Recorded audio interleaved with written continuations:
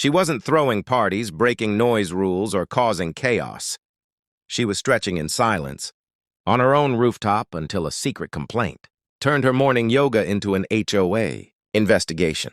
It started with a letter that made absolutely no sense.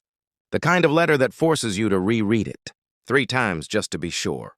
You're not hallucinating, because according to the Homeowners Association, a quiet woman's early morning yoga routine on her own rooftop terrace was suddenly a community concern, and that single sentence was all it took to ignite one of the most bizarre HOA disputes the neighborhood had ever seen.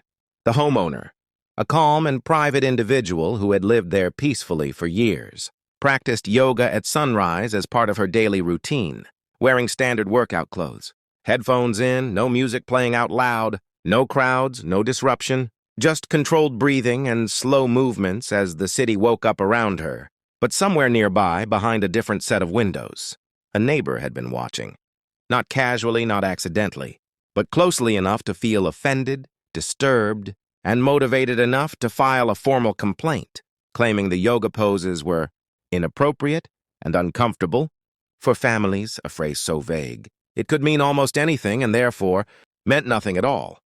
And when the letter arrived, it didn't cite a rule at first, it didn't quote a bylaw, it simply warned her that her behavior had been reported and that continued violations could lead to fines, which is HOA language for, "We expect you to stop," immediately. And her initial reaction wasn't anger but confusion, because she wasn't hosting parties. She wasn't sunbathing nude. She wasn't making noise. She wasn't even visible unless someone deliberately looked down into her private rooftop space. And when she contacted the HOA manager for clarification, the situation somehow became even stranger, because the manager admitted almost casually that the complaining neighbor had submitted photos of her yoga poses as evidence, photos taken from another property without her knowledge, which shifted the entire situation from petty complaint into something far more uncomfortable.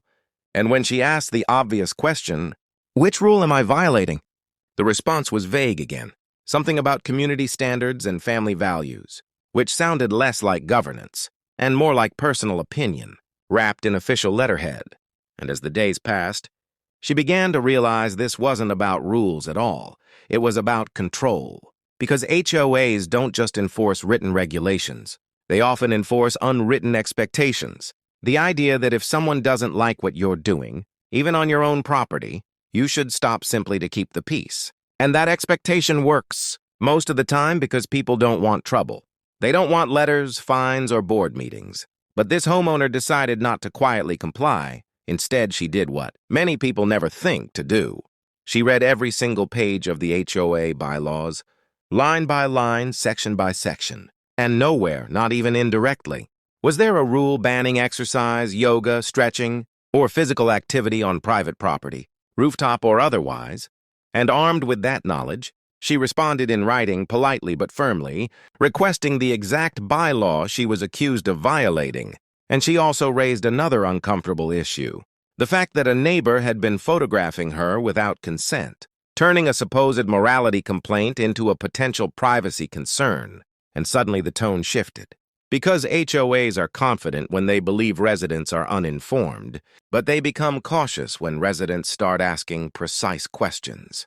And while the board deliberated, the story made its way online, where thousands of people reacted with disbelief, humor, and outrage, pointing out the irony of an HOA claiming to protect families while ignoring the fact that a neighbor was secretly documenting someone's private routine. And commenters joked that if yoga was inappropriate, then sneezing aggressively or bending down to tie a shoe could probably be reported next. But beneath the jokes was a serious issue about boundaries, surveillance, and how far neighborhood governance should reach.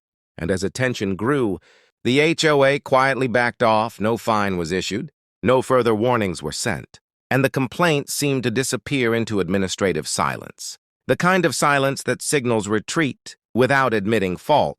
And the homeowner continued her sunrise yoga, unchanged, calm as ever, now fully aware that sometimes the most effective way to deal with overreach isn't shouting or confrontation, but simply asking the system to prove its authority. Because in this case, the rules were never the problem. The problem was a neighbor who confused personal discomfort with a violation and an HOA that almost enforced feelings instead of facts, turning a peaceful yoga routine into a cautionary tale about how quickly ordinary life can become HOA drama when someone decides that watching is easier than minding their own business. Thanks for watching my videos. Please subscribe, like and comment on my channel. Thank you so much.